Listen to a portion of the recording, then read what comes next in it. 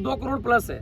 2 करोड़ रुपया। कहते हैं ना जुआ ना किसी का हुआ, मतलब वो 22 लाख रुपए का बंदा जुआ खेला। जो हमारे दादाजी ने बना के रखा था वो मेरे पिताजी खत्म कर दिया। बहुत सारा सवाल आप लोगों ने पूछा हमसे कि बीडीएम भाई आप बीडीएम ब्लॉग कैसे बने, आप बनारस कैसे आए, आप ऑटो चलाते चलाते पिकअप कैसे ले लिए, आप यूट्यूब में कैसे काम करने लगे। तो बहुत सारा सवाल जो कि आप लोगों ने मुझसे पूछा, सबका रिप्लाई मिलेगा। मेरा छोटा वाला भाई हमसे पूछेगा और आप लोगों को हम अच्छे तरीके से उसको एक्सप्लेन करके बता पाएंगे। ये वीडियो जो आ रहा है इसमें आप लोगों को बहुत सारा चीज सीखने को मिलेगा कि अगर आप कुछ चीज करते हैं तो आपको कैसे करना है, कैसे आप ग्रो होंगे। बहुत सारा चीजें आप लोग को बताने वाले हैं। वीडियो को आप लोग पूरा देखिएगा। कमेंट करके कुछ आगे वीडियो देखना चाहते हैं, सवाल जवाब करना चाहते हैं तो कमेंट प्लीज करिएगा। एंड एक प्यारा सपोर्ट आप लोग का चाहिए, वीडियो को लाइक जरूर करिएगा। तो बीडीएम भाई सबसे बड़ा सवाल ये है कि बहुत लोग कमेंट, हम तो कमेंट पढ़ते हैं, तो बहुत लोग कमेंट ये करते हैं बीडीएम भाई तुम बनारस कैसे आए।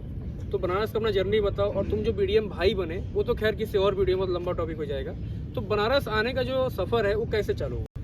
देखिए आज से अब 28 साल हमको पीछे जाना पड़ेगा। अच्छा, 28 साल पीछे इसलिए जाना पड़ेगा, जब तक हम 28 साल पीछे नहीं जाएंगे तब तक आपको हम बता नहीं पाएंगे मेरे 28 साल पहले और अब के जर्नी में क्या अंतर हुआ है। अच्छा। बात है 28 साल पहले का, जब हमारा उम्र था 3 साल। हमारे गांव में हमारे पिताजी का एक अलग बिजनेस था। उस बिजनेस को करने के चक्कर में हमारे पिताजी बहुत जमीन जो है वो अपना बेच चुके थे। मतलब हमारे पिताजी का 3 भाई हैं, तो तीनों भाई के हिस्सा में अच्छा खासा जमीन पड़ा था। किसी के हिस्सा में 35 बीघा पड़ा था। हमारे पिताजी सबसे छोटे भाई थे, ठीक है। हमारे पिता मतलब भाई में सबसे छोटे हैं, तो उनको 35 बीघा मिला।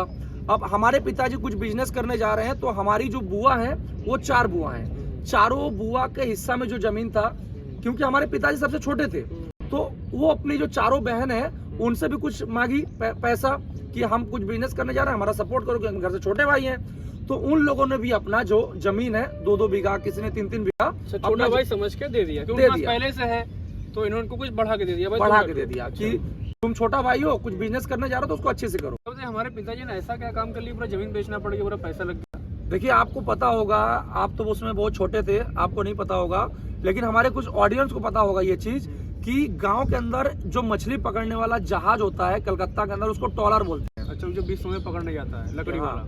और इलिश माछ, बंगाल के अंदर इलिश माछ बहुत फेमस होता है, जो कि सीजन में 3 महीना ही पकड़ा जाता है। अच्छा। वो बारिश के सीजन में बहुत ज्यादा निकलता है, ठीक है, इलिश माछ। अच्छा। मेन वो बहुत महंगा मछली होता है, उसी को पिताजी पकड़ने के लिए बहुत बड़ा एक ट्रॉलर बनाए थे, जिसको हम लोग अपने भाषा में नाव कह सकते हैं या जहाज कह सकते हैं। अच्छा। तो उसको बनाने में 20 से 22 लाख रुपया उस समय लगा। सोच सकते हैं आज से 25 साल पहले हमारे पिताजी ने 20 से 22 लाख रुपया खर्चा किया था। आज का कम से कम 2 करोड़।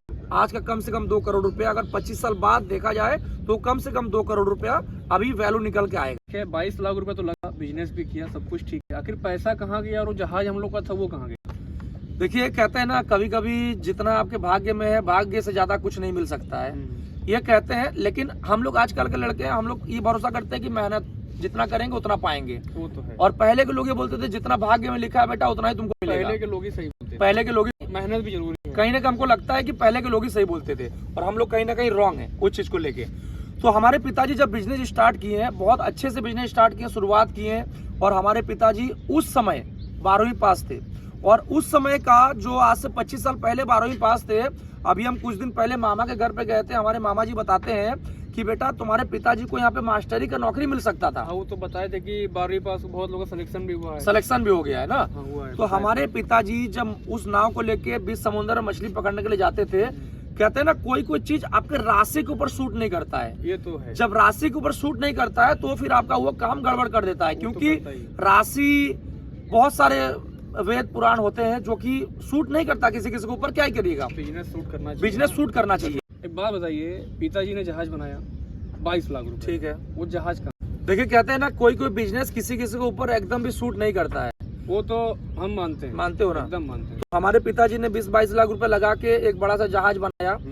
और जब जहाज बनाया तो आपको एक टीम चाहिए मछली पकड़ने के लिए, आपको जाल चाहिए, उस जहाज के अंदर आपको खाना पीने का सामान, बर्फ लेके जाना है, जो मछली पकड़ेंगे उसको रखने के लिए। अच्छा, ठीक है। बर्फ लेके नहीं जाएगा तो मछली खराब ना हो जाएगा। अच्छा, बर्फ आपको स्टोर करके लेके जाना पड़ेगा, खाना पीना, चावल दाल राशन तेल डीजल लेके जाना पड़ेगा। पता नहीं आपको कितना दिन समुद्र के बीचों बीच पूरा खर्चा अपना रहेगा। पूरा आपको खर्चा अपना खुद का पैसा लगा के जाना होता था पहले। अभी बहुत सारे बड़े बड़े व्यापारी आ चुके हैं जो कि आपको बोलते हैं जहाज वाले को, जैसे हम व्यापारी हैं, आप जहाज वाले हैं, आपको हम पकड़ेंगे, बोलेंगे लो 5 लाख रुपया, आप जाओ जितने का मछली पकड़ के लेकर आओगे, जो रेट चलेगा उस रेट से हम खरीद लेंगे, जो आज चल रहा है। पहले क्या था, पहले अपना पैसा लगा के आपको पूरा टीम के साथ में मछली पकड़ने जाना पड़ता मार्केट था। उतना था नहीं पहले, अब मार्केट में तेजी आ गई। तेजी आ गया है।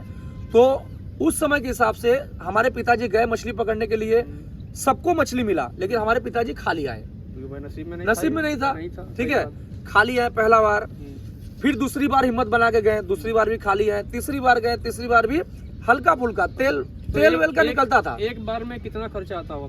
कम से कम एक बार में, अभी का बात करें तो अभी का 4 से 5 लाख रुपया आता है। उस समय का बात करें, 25 साल पहले का बात करें, तो उस समय 50 से 60 हजार खर्चा आता था जाने और आने में, पूरा खर्चा। क्योंकि डीजल 20-22 रुपए लीटर था, उससे भी कम रहा होगा। कितना दिन मतलब रहते होंगे बाहर जहाज में, समुद्र 20 दिन, 25 दिन, एक महीना बाहर, एक महीना भी रह सकते हैं, क्योंकि मछली नहीं मिलेगा तो आपको रहना पड़ेगा। आप इतना मेहनत करके गए हैं, तो ऐसे करते करते पूरा अपना पैसा खत्म, और लास्ट में जहाज को ही बेचना पड़ गया। कहते हैं ना, जुआ ना किसी का हुआ। मतलब वो 22 लाख रुपए का बंदा जुआ खेला। जुआ का, 22 लाख सुनिए, हाँ बताइए, जुआ का हार भी गलत है और जीत भी गलत है। सही बात है। ठीक है, आपको पता होगा, एक गाना में है, नाम हम भूल गए, जुए की जीत बुरी, जुए की हार बुरी। ठीक है, तो वैसा ही हमारे पिताजी के साथ मतलब 22 लाख रुपया भी गया, हाँ। 50-60 हजार जो महीने खर्चा, जमीन भी गया, अपना जो जमीन था वो भी गया, जमीन भी गया, ये भी इधर भी गया, इधर भी गया। जो हमारे दादाजी ने बना के रखा था, वो मेरे पिताजी खत्म कर दिए। और एक बात बताइए, जो पिताजी ने जमीन बेचा, ठीक है, तो उसका आज के समय वैल्यू क्या होगा और उस समय कितने रुपए रेट के साथ बेच दिया? आप बिलीव नहीं करेंगे, आज के डेट में वो जमीन का अगर वैल्यूएशन निकाला जाए तो कम से कम 2 करोड़ प्लस है। 2 करोड़ रुपया, 20,000 रुपया बीघा का जमीन बेचा हुआ है, और इस समय आप खरीदने जाएंगे, एक बीघा का रेट 20 लाख रुपया है। 20,000 रुपए बीघा। आज के डेट में 20 लाख रुपए बीघा आप खरीदने जाएंगे तो आपको मिलेगा, बोलेगा किसान कि हम 20 लाख रुपए बीघा आपको देंगे, लेना हो तो बताइए। मतलब 20,000 रुपए बीघा में जमीन बेच दी। हाँ, आज के डेट में 20 लाख, आप जोड़ लीजिए, बहुत पैसा ना हो गया, बहुत पैसा हो मतलब गया। आज जमीन रहता हम लोग करोड़पति रहते। करोड़पति है, रहते नहीं, बट अब नहीं है, क्योंकि अपने पास पैसा नहीं है। अभी हम लोग फटीचर हैं, भिखारी हैं, यही कह सकते हैं एक लैंग्वेज पे। भिखारी तो उसको कहते हैं, भिखारी हम लोग नहीं है, गरीब है। भिखारी उसको कहते हैं जो रोड पे हो, भीख मांग रहे हैं। नहीं, हम लोग देखिए, एक तरफ से देखा जाए तो हम लोग गरीब भी नहीं है, क्योंकि गरीब हम उसको कहेंगे जिसके पास हाथ पैर नहीं है। हम लोग कमा पा रहे हैं, हम लोग को शुक्र मनाना चाहिए भगवान का। हाँ भाई, एक बात बता दूं, जो बंदे कहते हैं गरीब है, भाई गरीब कोई नहीं है। जिसके पास हाथ पैर है वो बंदा कभी गरीब नहीं हो सकता। गरीब वो इंसान है जिसके पास हाथ पैर नहीं है, वो कुछ नहीं कर सकता, वो रियल में गरीब आदमी। आप लोग काम कर कमा सकते हो, मजदूरी कर सकते हो, कुछ भी कर सकते हो। हमने आपको इसलिए बोला कि हम लोग अभी भिखारी हैं, क्योंकि एक तरफ से देखा जाए तो वो उस समय के हिसाब से, हाँ, हमारे खेत में हमको याद है 50-50 लेबर लगते थे धान कटिंग करने के लिए। 50-50 ये धान का वो जो गोलाई लगा के क्या बोलते हैं उसको याद नहीं है, पूरा ऐसे करके देखना पड़ता, जब धान को सजा के रखा जाता था। एक तो बकरा कटता था गाँव के अंदर, पूरा खिलाने के लिए कि हमारा 40 बीघा धान कट के आया है। सब कुछ तो ठीक है, जमीन बेच दिया, पैसा भी गया, जमीन भी गया, तो घर का जो आमदनी है वो कैसे चलता था? देखिए, कहते हैं ना, एक पिताजी के ऊपर बहुत जिम्मेदारी होता है। आज हम पिता बने हैं तो हमें पता चल रहा है कितना जिम्मेदारी है हमारे सर पे भी। हमारी वाइफ है, हमारी बीवी बाल बच्चे हैं, हमारे माता जी हैं, आप हमारे भाई हैं, तो सब कुछ के बारे में सोच के चलना पड़ता है। हम घर के बड़े भाई हैं तो हमको पूरा फैमिली को जिम्मेदारी को समझ के चलना पड़ता है। वैसे हमारे पिताजी हैं तो अपने बच्चों को कभी कोई पिता नहीं चाहता है कि भूखा पेट मारे। तो हमारे गांव से कुछ लोग गुजरात में काम करते थे, गुजरात में वहाँ पे काम करने के लिए गए हुए थे।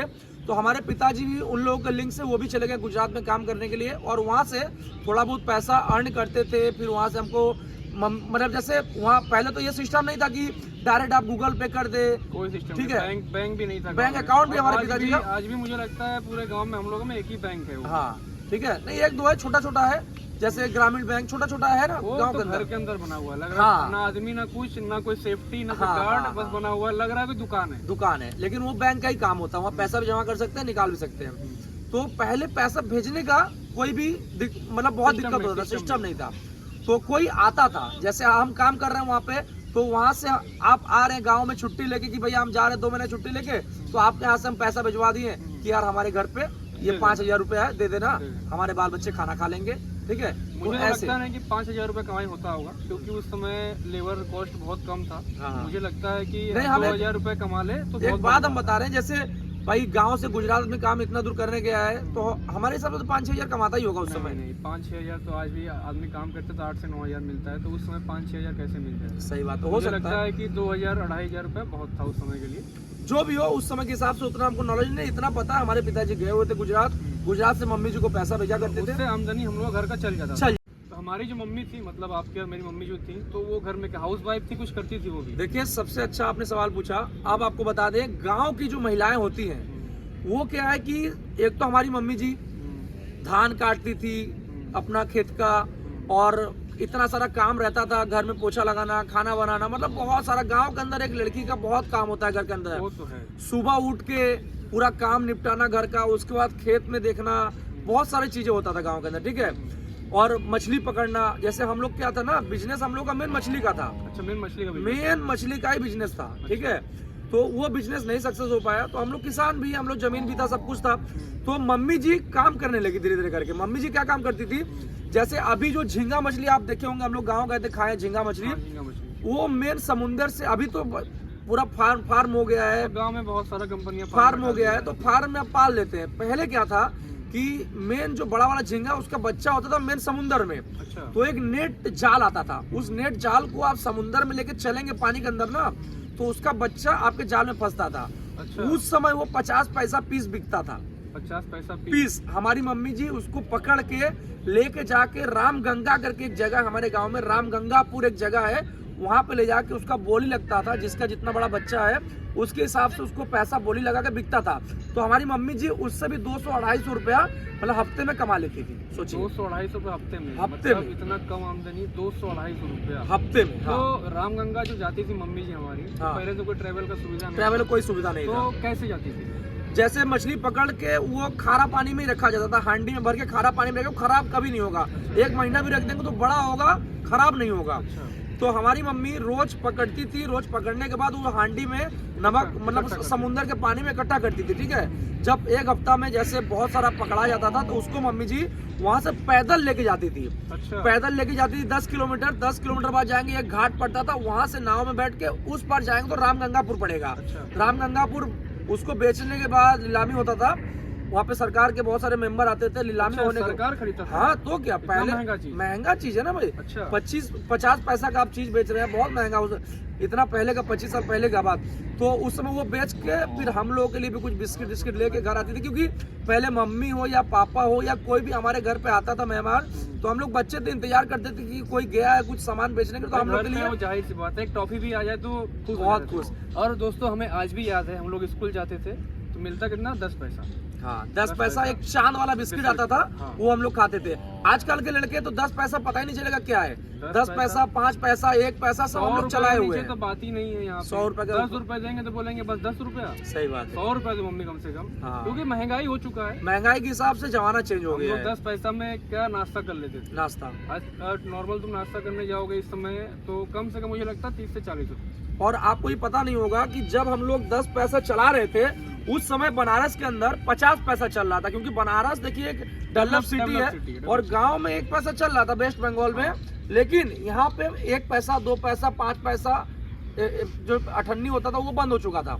हाँ, हमें ये भी याद है, जब हम बनारस आए थे तो हम बोलते थे दोस्तों को, देखो मैंने 10 पैसा खर्चा हाँ, किया। कोई विश्वास नहीं करता। बोलता है अरे यार 10 पैसा हमारे दादा के समय हुआ करता था। हाँ, आप कहाँ से इस्तेमाल कर लेंगे। उस समय हम लोग को हिंदी भी बोलने नहीं आता था। हाँ, फूटा फूटा हिंदी बोलते थे, उसी में काम चल जा रहा था। ये मेरा पहला वीडियो था जो कि आपको बीडीएम भाई के बारे में हर एक चीज धीरे धीरे पता चलता रहेगा। अभी आपको अगले पार्ट में हम लोग आपको ये बताने वाले हैं हमारे पिताजी अचानक से जेल क्यों चले गए, हमारे पिताजी का क्या गलती था, और हम लोग का पूरा खानदान उलट पलट कैसे हो गया, हम लोग बनारस कैसे आ गए, वो सब आपको इसके नेक्स्ट वाले पार्ट में पता चल जाएगा। तो वीडियो यहाँ तक देखने के लिए आप लोग का बहुत बहुत धन्यवाद। और हमारे बारे में आप लोग अगर कुछ भी पूछना चाहते हैं, सब कुछ आप लोग पूछ सकते हैं, एकदम भर भर के आप लोग कमेंट करिएगा। आप लोगों को एक से एक वीडियो ऐसे ही मिलता रहेगा। और वीडियो को लाइक करिए, जिन्होंने सब्सक्राइब नहीं किया चैनल को सब्सक्राइब कर लीजिए। अपने दोस्तों के साथ मेरा वीडियो शेयर करिए, जो मेरे बारे में नहीं जानते हैं वो भी जान जाएंगे।